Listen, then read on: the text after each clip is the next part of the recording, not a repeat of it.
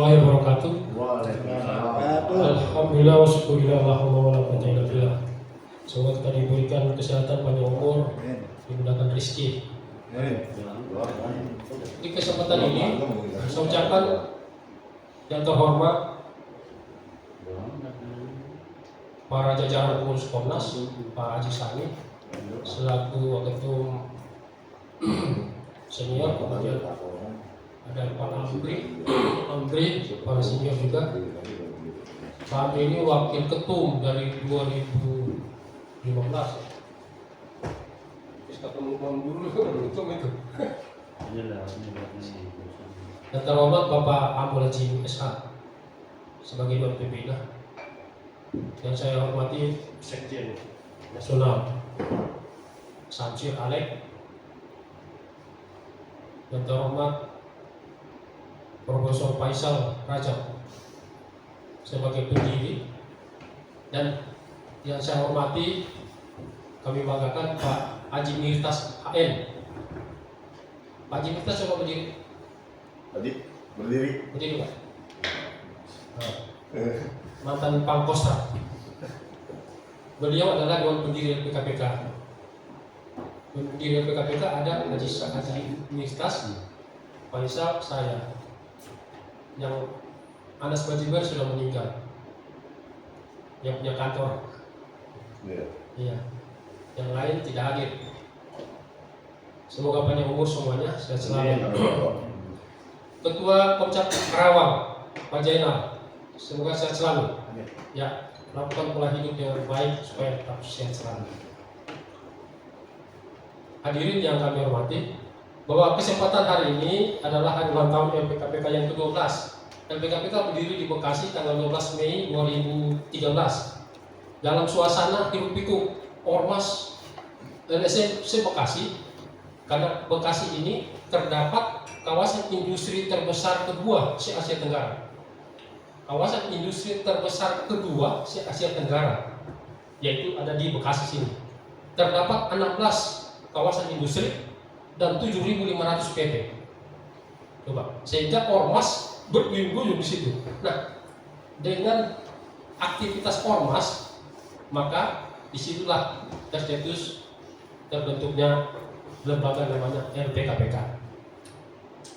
Karena pada saat itu latar belakangnya adalah ormas LSM dulu selalu terfokus pada berebutan lahan dulu itu.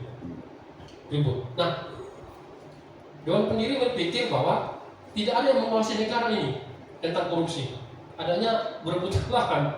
Oleh karena itu, dengan itulah tercetus konsep, maka bentuklah lembaga pengawasan kebijakan pemerintah dan keadilan, fungsinya sebagai sosial kontrol terhadap kegiatan tata kelola pemerintahan yang bersih dari korupsi nepotisme. Dan di situ sejarah beliau ke KPK.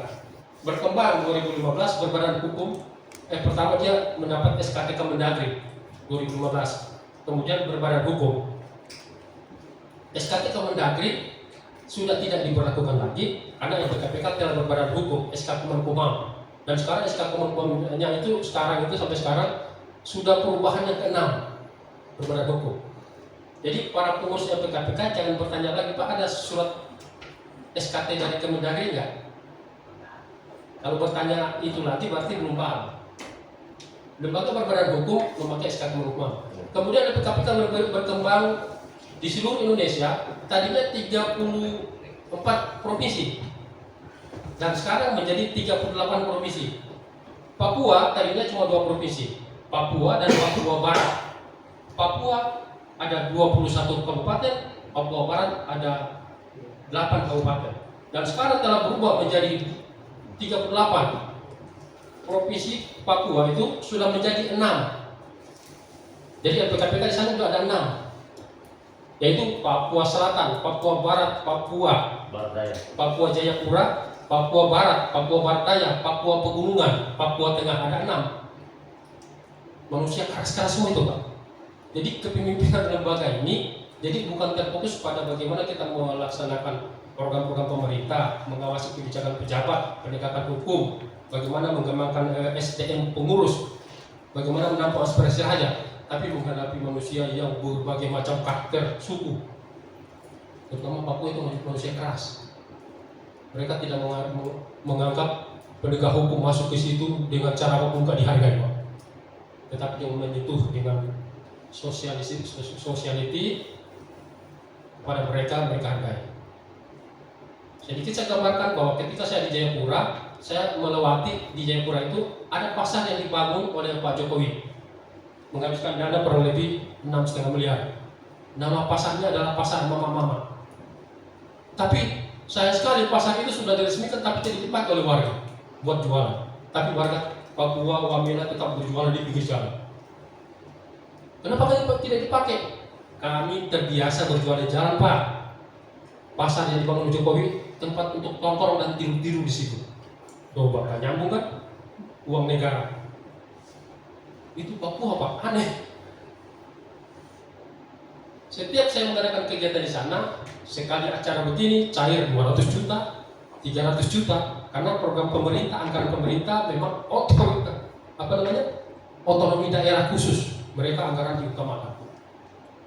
Itu Papua itu. Jadi anggarannya ratusan juta cair itu. Diutamakan mereka. Sementara Sumatera ada 10 kabupaten provinsi, 10 hanya dilawan dengan satu provinsi, yaitu Provinsi Jawa Barat. 10 provinsi dilawan dengan satu provinsi Jawa Barat. Penduduknya, Pak. Kalau ibarat kapal tenggelam di kapal berat di Jawa Barat, 50 juta penduduknya. Gubernurnya luar biasa. Nah, LPKPK berkembang sesuai dengan perkembangan zaman, perkembangan kepemimpinan negara, presiden, kita mengikuti. LPKPK tidak pernah melawan arus, tapi kita mengikuti arus, gitu. Jangan coba-coba melawan arus. Dunia makin keras. Ya, catur politik sekarang makin keras. Perkembangan di perpolitikan negara ini makin keras.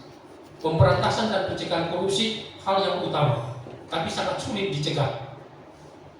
Membutuhkan ketegasan dari presiden dan para jajarannya, dan kita membantu untuk itu. Rekan-rekan sekalian, bahwa menjalankan LPKPK bukan sekedar punya uang. Lembaga manapun saya kasih tahu di Indonesia ini, tunjukin lembaga mana dia punya duit ratusan miliar, bahkan kasih tunjuk 10 triliun sekalipun, tidak akan berkembang seperti LPKPK ini. Enggak. Saya sudah pengalaman di BOC, Bekasi Organisasi Center. Saya pimpin itu Bekasi, di Bekasi ini kurang lebih ada 60 ormas, Pak. Saya pimpinan ormas. Coba, duit banyak, Pak, di miliaran, banyak duit, kumpul semua. Begitu duit habis, hilang semua, Pak. Tidak ada lagi satu ormas itu.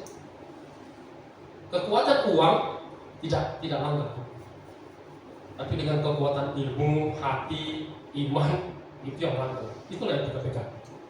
Saya mana punya duit? Tidak ada, cuma punya program dan semangat. Begitu. Itulah kekuatan. Jadi lembaga manapun kalau pakai kekuatan uang gak bakalan kuat, Pak. Jamin itu. Tidak ada. Ada uang, abang disayang. Tidak ada uang, abang tendang melayang. Yang terjadi itu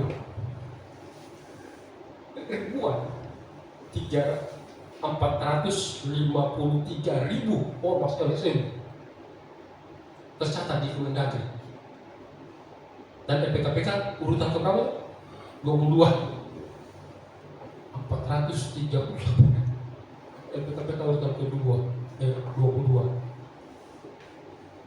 Itu laporan dari saya, sambutan tentang keberadaan LPKPK, dan kita akan bersiap menghadapi Munas kedua.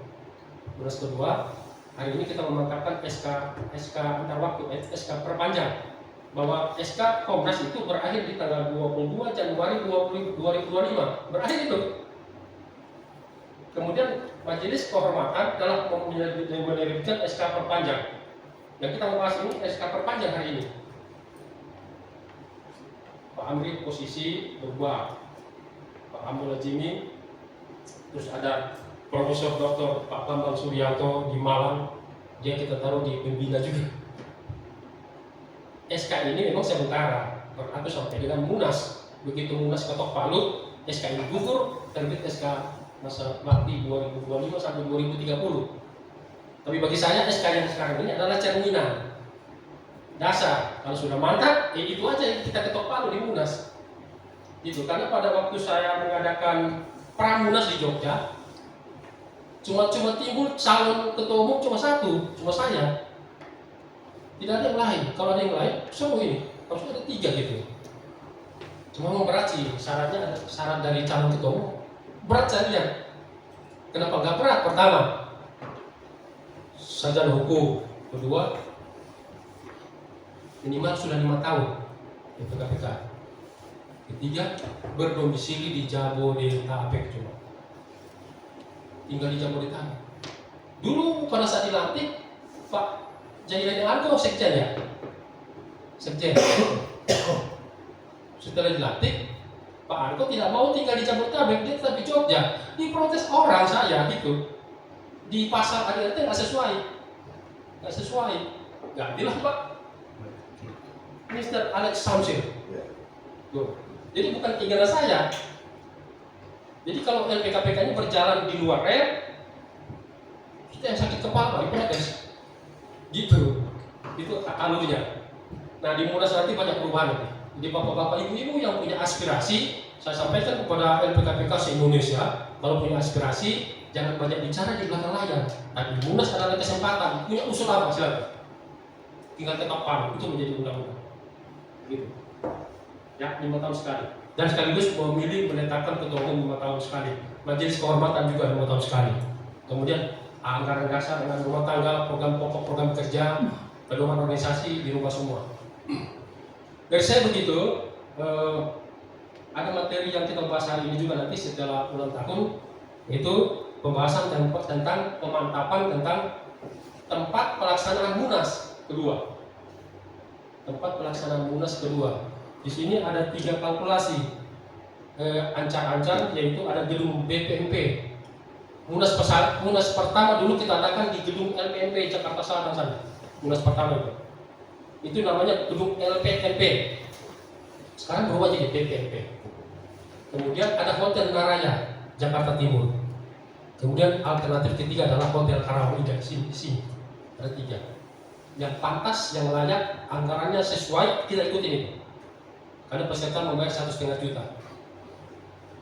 Itu kalau saya bahas itu supaya kami panitia setelah acara selesai tidak terjerat utang, maka ambil yang pantas dari anggaran 1,5 juta yang dibayar peserta itu. 1,5 juta. Ya. Hotel Naraya, Hotel Naraya itu memang mantap. Ya tempat yang super. Itu bangun tempat Munas itu dia bukan pakai spanduk Pak. Videotron, gila itu 75 juta sehari untuk ruangan itu. Jadi kita nggak perlu pakai spanduk. Bapak punya spanduk taruh di laptop, soal langsung timbul di Videotron. Satu orang 600.000 per hari Pak. Kali 2 1.200.000. Peserta bayar 1,5 juta, tinggal 300, nggak cukup. Saya udah yakin terkor ini. Terus atribut buat peserta Munas ada 10 Pak atribut. Dapat. Topi komando, tas eksekutif, rencana, baju Munas, memo book. Itu aja udah 450.000 itu ekor. Itu. Kemudian yang BPMP. Kalau BPMP itu 300.000 per kamar per hari. Kalau kali 2 600.000. Tapi tidak ada apa-apanya, cuma kamar aja. Tidak ada aqua, handuk, sabun, makan, tidak ada semua. Kalau Hotel Karawang ini semua dapat istimewa 400.000 per hari. Kali 2 800. Masih ada sisa 700? Cukup. Nah, sampai hari ini nanti kita akan putuskan. Dan saya itu dulu sekedar gambaran semua. Saya akhiri. Wabillahi taufiq wal hidayah. Assalamualaikum warahmatullahi wabarakatuh.